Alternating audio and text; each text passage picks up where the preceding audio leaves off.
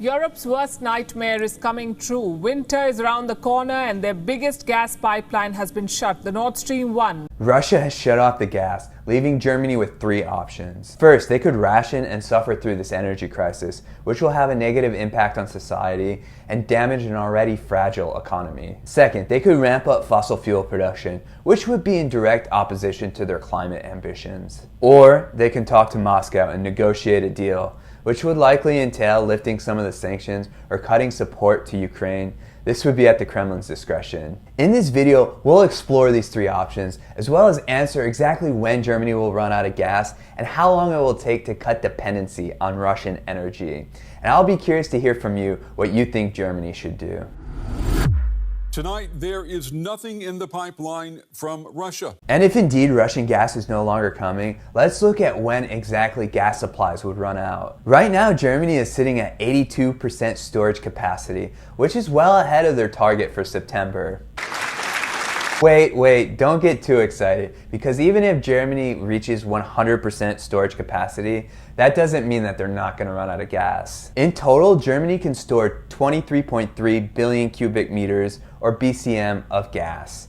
In 2021, they used 100 BCM. Now, looking at exactly where do they get their gas from, Russia makes up 49% of their total gas imports. Now that Germany's lost half of their gas imports, they only have the capacity to import 7 BCM per month. Assuming that they can get close to full storage by November and projecting that out, they would be projected to run out of gas by the end of March. And there's a few other variables that could throw this off, like temperature. A cold winter can make this even shorter. But then rationing and other methods could also help prolong this. But now let's shift to the long-term picture and look at how long before Germany can break their dependency on Russian gas. Well, Germany has several options to overcome dependency. The first option we'll discuss is LNG facilities. LNG, or liquefied natural gas, is special because it is put into liquid form, which allows it to be shipped and transported anywhere around the world. The problem is that Germany only has a few of these LNG facilities, and they're already running at full capacity.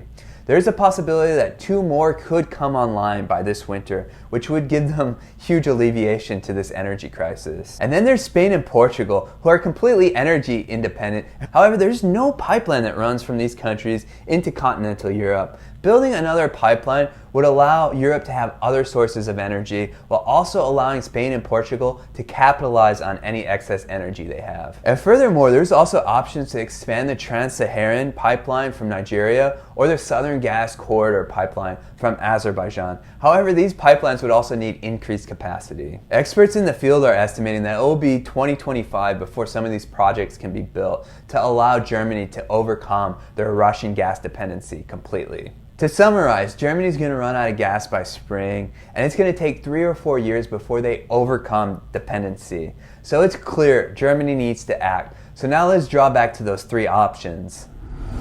Let's look at what rationing looks like. In Europe, it's lights out at major monuments and tourist attractions. Supplies of electric heaters are fast running out in Germany. Residents of this small town have turned to wood chips for fuel. Over here in Germany, they've said that the thermostats will have to be turned from 22 degrees down to 17. But next steps could include running factories at lower capacities, as industry accounts for 1/3 of energy use in Germany. But with a 15 to 20% energy reduction, Germany will be able to make it through the winter and spring to the summer to the point where they start replenishing their supply. However, the major problem is that by next fall, their storage reserves would be even lower than this year, which means that they would have no chance to make it through that following winter. But they could take the decision to ration this winter to not only buy their time, but allow for some of the LNG facilities to come online. However, taking this move would likely be an unpopular political decision for Olaf Scholz, as this would cause a major disruption in the daily lives of citizens, and then taking into consideration the economy,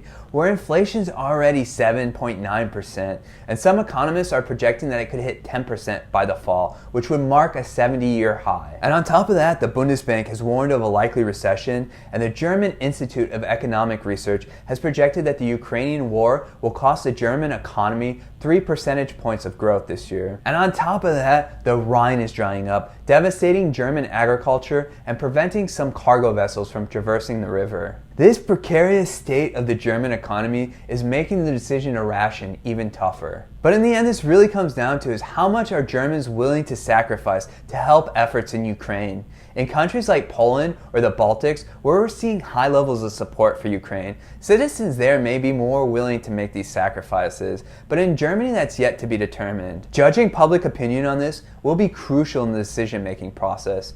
Perhaps Germany will implement a combination of rationing as well as option number 2.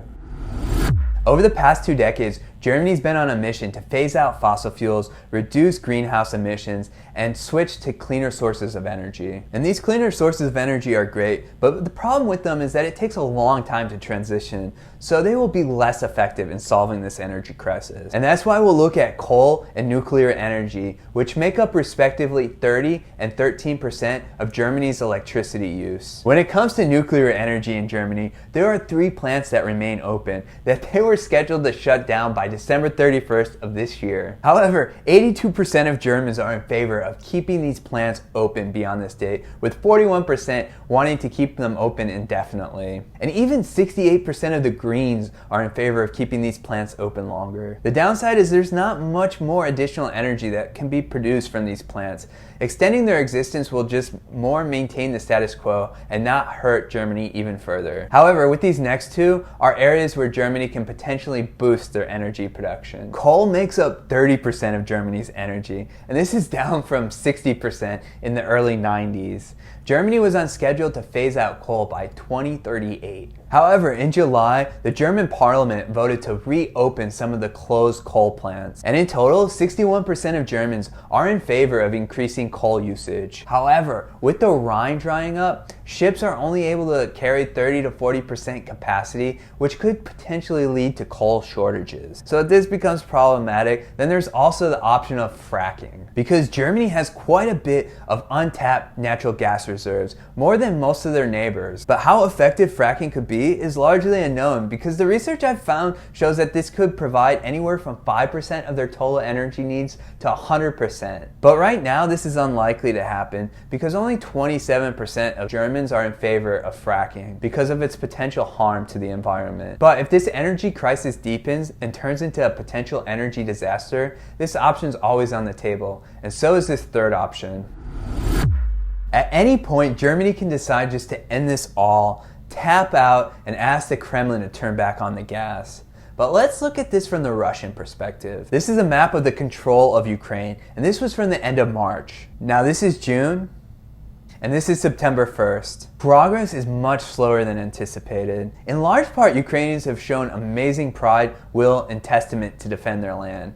But a large part is also the Western support that they've received. Without the Western military equipment and financial aid, Russia's objective in Ukraine would be much easier. So now Russia is using energy as a weapon to foster cooperation. But will this strategy be successful? Well, Germany is the largest and most influential country in the European Union, and also most dependent on Russian gas. So they're the prime country to target. And if Russia is able to strike a deal with Germany, it would likely entail lifting some of the sanctions or cutting support for Ukraine, or perhaps even having Germany sabotage some of the Western efforts. But this strategy could also backfire, because in the short term, Europe is going to be the one that will be suffering from the energy crisis. But Europe's also going to be spending billions and billions of dollars to build infrastructure to overcome this Russian dependency. So for decades to come, countries like Germany will no longer need Russian gas, which means that Russia has lost a major trading partner and has also lost a monopoly on gas in Central Europe. But then looking at the strategic standpoint, after Russia launched their invasion, Europe was probably going to be spending this money to build this infrastructure anyways. So it makes sense that the Kremlin's making this move. In conclusion, Germany has options to make it through until next summer without Russian gas. But this situation could become dire in the winter of 2023 and 2024. But that will give them additional time to build more LNG facilities to increase capacity. But how much progress can be made here is of crucial importance. And to zoom out even further, there are several other countries in Central Europe who will be facing this crisis as well, who are just as dependent on Russian gas, creating a potential divisive situation for the European Union.